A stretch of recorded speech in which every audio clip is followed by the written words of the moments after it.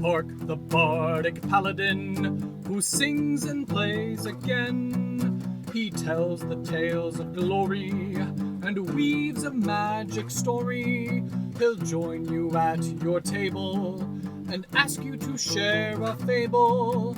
Heroes of humble origin, villains who must be fought again. No matter their skill or prowess, the people in life are countless. So we pray you heed our request. Enjoy this tale of sidekicks and side quests.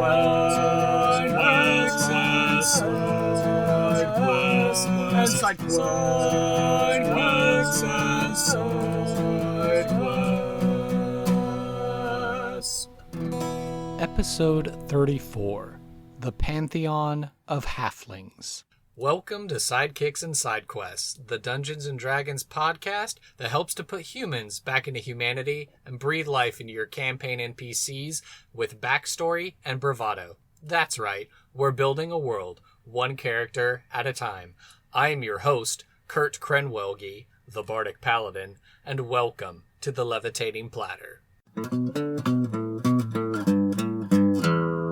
Hello everyone, and welcome to another in-between week episode of Sidekicks and Side Quests. At this point in time in my recording history, I think this is going to be the last one for a while, just because I have a mountain of backlog episodes that I need to get through, and since I have my baby boy on the way, I want to make sure that I've done my homework to make sure I have less stress to deal with so that I can focus all of my attention on my family when that time comes in the future. And hopefully, as time goes on, as everyone in the community of the podcast is interested perhaps in more of my homebrew lore notes, then perhaps that's a great avenue for me to share future notes and stories, etc. on our subreddit. So if you're not already plugged into our subreddit, now is a good time to get involved.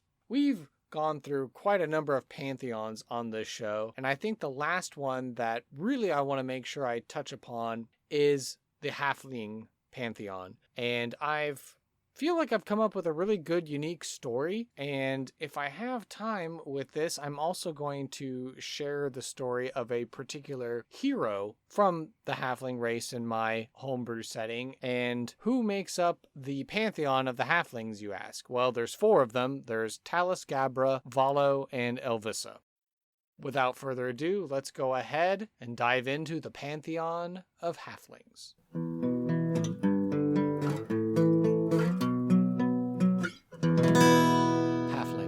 It is said that halflings are made manifest from the mirth of the Satyr. They are a quiet, hospitable, caring, courteous, curious, and cheerful lot. While the human gods originally called the Garden of Serenity their home, the halfling pantheon helped to fill in a few more pieces of the puzzle. From halfling history, the Garden of Serenity was meant to be a template of the Cantu Vita, the material plane in which all of the creations of the Begotten were meant to live together. It was the human gods' responsibility to be caretakers of the garden, while the halfling gods were meant to be partakers of the garden. An old halfling proverb harkens back to this notion: don't labor for fruits which you cannot enjoy. Some of the other begotten might have been confused by their halfling brethren's attitude, but the wisdom of the Satyr prevailed, as the halfling deities were able to act as impartial judges for the quality of the creation that the other begotten labored to make. Of course, this doesn't mean that the halfling deities did not work at all. On the contrary, they were heavily invested in bringing out the best qualities of life. Because, to a halfling, the reason for living is made manifest in the song and dance of praise to the Canticum and the Satyr. The halfling gods introduced the theme when all of the works of the Begotten pleased the Satyr and brought forth Cantu Vita for all of their creation to live and thrive. When the Caesar occurred and Falk's and Kaya's actions betrayed and tainted the Garden of Serenity, the Satyr saw the sadness of the halfling gods, who delighted in his garden and helped to ensure that Cantu Vita was hospitable for all. So before the Satyr removed the Garden of Serenity from existence, he imparted a piece of serenity to each of the four halfling gods, that they might continue on with their mission to form communities that echoed the joys of paradise. This is the reason why none of the halfling gods ever were corrupted by darkness and chaos. And when you find a halfling community in Cantu Vita, though it is imperfect because of the Caesura, many swear that the air is perfumed with faint music, the flowers bloom more brightly, and the very stones and trees dance in delight and merriment. Talus, god of luck, travel, and fortune. His alignment is chaotic good. His titles are the gentle wayfarer, the prosperous lord. His symbol is a hooded traveling cloak and walking stick. He is the husband of Gabra, the brother of Elvissa, and friend of Euclio. Talus is the father of the halflings. They say he and his sister Elvissa were born from the wind that rustled in the trees of the Garden of Serenity. While Elvissa was content to stay put in their home, Talus took to strolling and wandering the rows of crops, groves of trees, and many intricate trails that meander throughout the garden. Always an eternal optimist, Talus, from an early age, found himself to be quite lucky, as he always seemed to pick the most interesting and fulfilling paths on his journeys. Indeed, the Sauteurs saw the abilities that Talus shared and would often ask Talus to visit the other Cantu to see how they were doing and what he felt would be good to add to the Cantu Vita. One day, Talus encountered a peculiar sight while in the garden, in which he found a young Euclio struggling to navigate a hedge maze. Curious, Talus stopped to watch as the young human god would run into dead ends and turned around in frustration.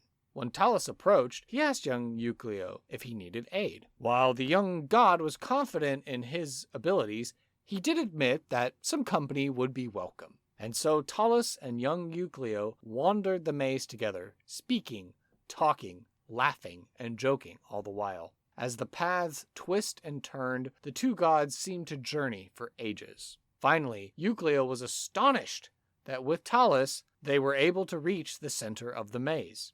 Upon reaching the center, the Sauteurs appeared to congratulate them both on solving the riddle of the labyrinth, that the journey is made easier when you share the road with a friend.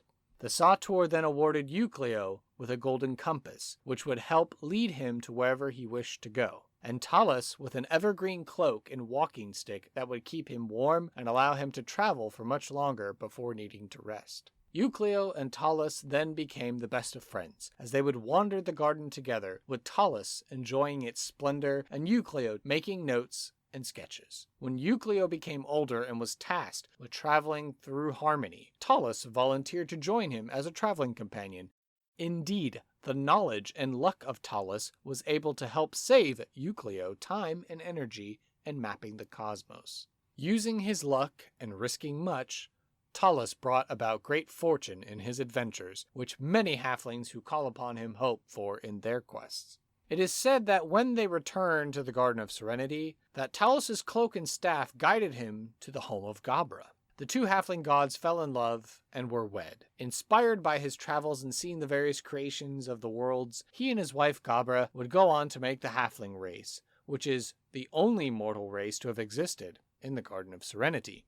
When the Caesura occurred, he helped to guide the other halfling gods and their creation to safety to avoid the conflict. The Sauteurs then appeared and gifted the pieces of serenity to them, and the home they once knew disappeared. Soon, Talus led the halfling race to Cantu Vita, and the halfling gods helped them establish new homes in the mortal world, given boons through their pieces of serenity. Talus is responsible for the air of luck and the high spirits of travel and adventure that propel halflings forward in life. Halflings consider it a sign of good luck from Talus to feel a gust of wind prior to the start of an adventure, or if a piece of fresh fruit or nut falls on your head while walking under a tree. Merchants, carters, and porters rely on the blessings of Talus for safe delivery and the greatest payout of their goods.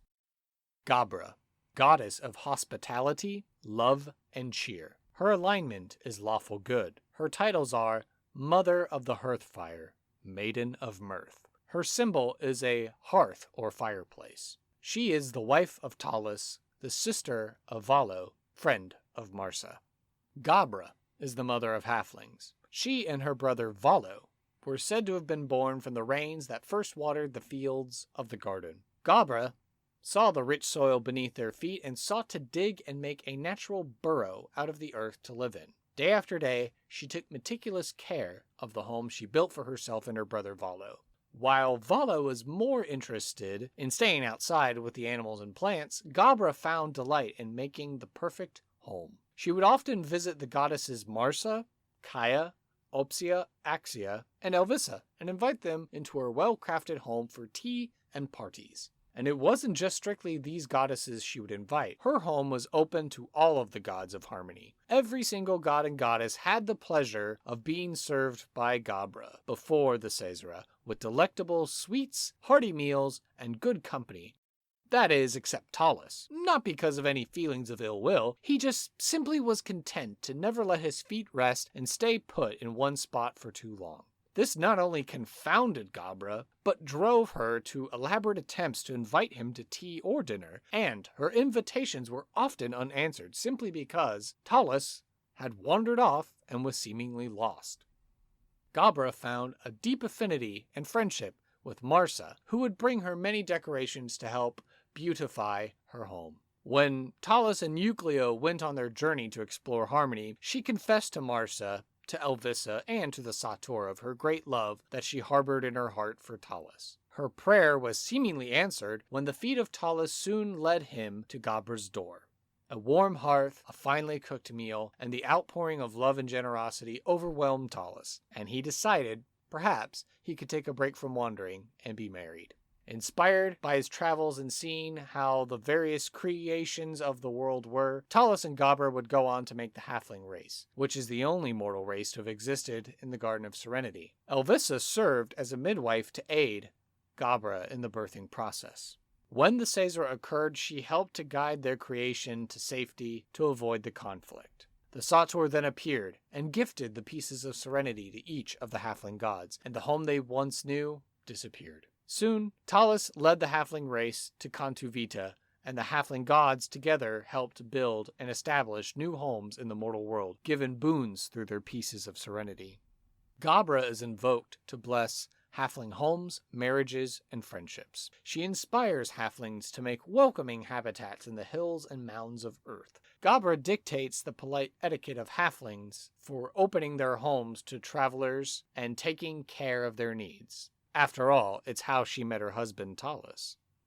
Halflings also look to Gabra for having good aesthetics inside their home and in their fashion choices. She encourages grand speeches and frequent causes of celebration. It's considered a sacred tradition set forth by Gabra when a newly married halfling couple makes their new home for their parents to give them a pair of walking sticks and a bundle of firewood, the bridegroom's parents in homage to Talus and Gabra, and a packet of seeds and candles, the bride's parents in homage to Valo and Elvissa. Friends and extended family are then encouraged to help load up their pantries with food. Gabra is the ideal matron, encouraging a happy home with many happy children. Valo, god of agriculture and harvest. His alignment is neutral good. His titles are the Happy Plowman, the Humble Green Thumb. His symbol would be the coat of arms for the German town of Neuler, with the exception that there is a honeybee that appears above the plowshare. Valo is the husband of Elvissa, and he is the brother of Gabra. Gabra and Valo were said to have been born from the rains that first watered the fields of the Garden of Serenity. While his sister Gabra took great care and interest in making a home in the earth, Valo was happy to just be in the garden, surrounded by many wonderful animals and plants. Valo watched as Amathon and Falx worked to care for the mother tree and the garden as a whole. Valo was inspired by their work and soon found joy in caring for the garden in his own small way. He befriended the beasts who worked the plows, he made merry with the bees who pollinated the flowers and made honey, and he cared for the trees that shaded his and his sister's home. While Talus wandered harmony, reporting to the Sator of what he liked and thought was good, the Sator would ask Valo how he felt the natural land and the animals worked together to bring about life and sustain creation.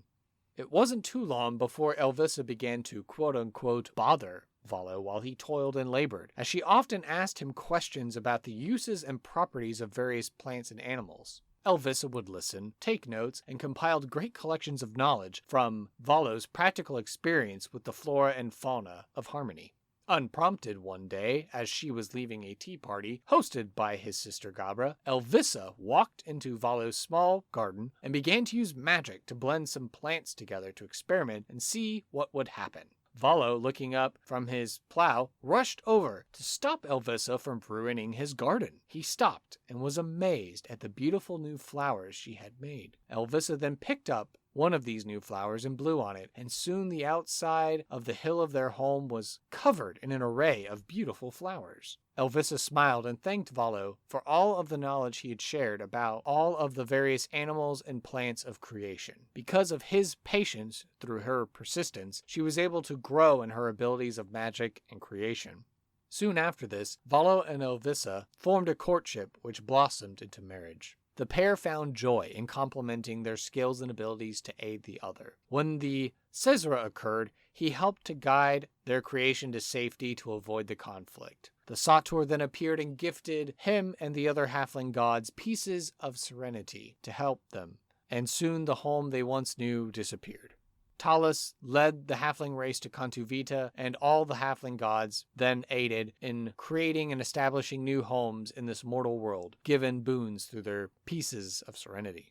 Valo teaches halflings how to cultivate the fields and how to grow large and vibrant gardens through cooperation and careful study of the land. Devotees of Valo prefer to live and work outside the home, but are never far from a safe and warm burrow. Valo shows the value of hard work in growing the finest ingredients for meals, ales, beers, and pipe tobacco. Prayers to Valo help prevent famine and loss of crops to disease, pests, and weather.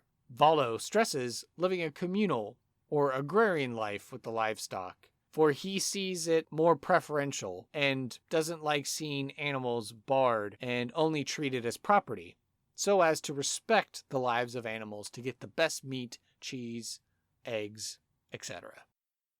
Elvissa, goddess of health, arcana, and knowledge. Her alignment is neutral good. Her titles are the Great Librarian, the Candle Maker. Her symbol is a lit blue candle with runes. She is the wife of Valo, and she is the sister of Talus.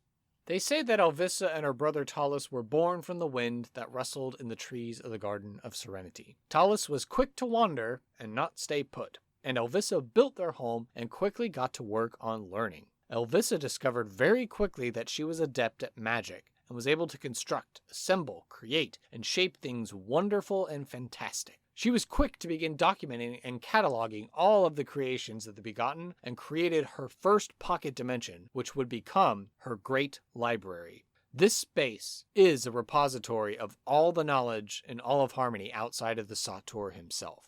She would pester her brother Talus to tell her stories of his journeys. She would record dialogues and conversations of the gods at the parties of Gabra, but her favorite place to gather information was from Valo.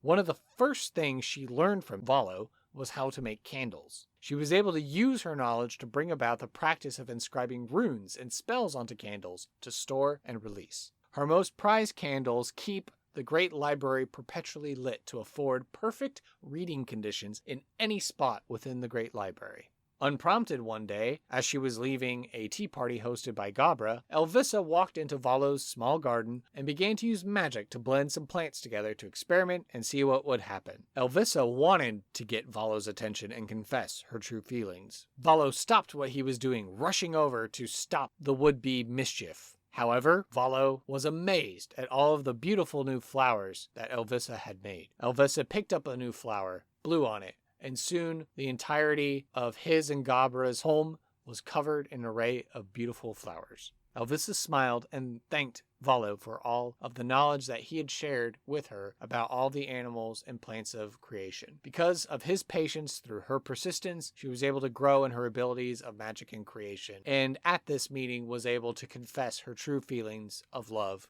Soon after this, Valo and Elvissa formed a courtship, which then blossomed into marriage. The pair found joy in complementing their skills and abilities to aid the other. When her brother Talus married Gabra, and those two decided to create the halfling race, Elvissa offered her services to serve as a midwife to Gabra, calling upon the knowledge of all the other goddesses who had birthed creations.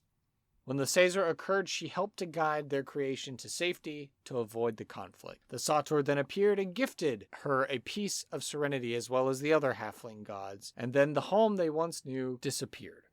Soon Talus led the halfling race to Cantu Vita, and the halfling gods all helped to establish new homes in the mortal world for their creation, given boons through their pieces of serenity. The tradition of candle making is very contemplative and rewarding among halflings, thanks to Elvissa. Knowledge and education are highly favored thanks to the wealth of books in her great library, which is why every halfling home has a library overflowing with books. Midwives look to Elvissa to help deliver healthy babies, since Elvissa was there to help Gabra when she birthed the halfling race. Elvissa was also instrumental in working with Valo to help develop and cultivate the best crops and breeds of animals. She works alongside her husband to acquire ingredients to help make medicines and potions to heal the bodies, minds, and spirits of halflings, and to pass on this knowledge. Practitioners of arcana among halflings look to her for guidance on how to be responsible shapers of the world. So there you go. That's all my lore behind the gods of the halflings themselves. But now I wanted to share a particular story about a town that exists in the Shepherd Hills, same area that Alchester exists, where the levitating platter resides, and of a particular hero and site that exists.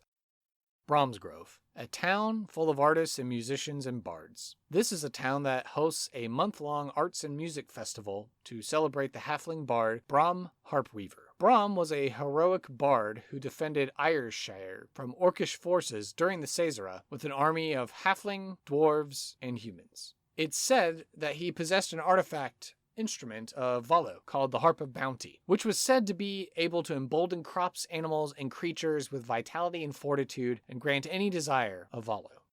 When Brom was gravely wounded by the orc chief and captured, wrapped in magic chains of binding, Brom feared that the musical device of his god would be made to strengthen the leagues of orcs that meant to destroy his home. As the orc chief made to grab the instrument from Brom with one final strum of the harp, a powerful wish spell emanated from the harp, breaking the strings and the chains that held Brom, and suddenly 20 warriors were rejuvenated to full fighting strength and prowess. The broken harp and broken body of Brom Harpweaver slumped over, but this move was enough to turn the tide of battle and snatch a victory for the forces of good.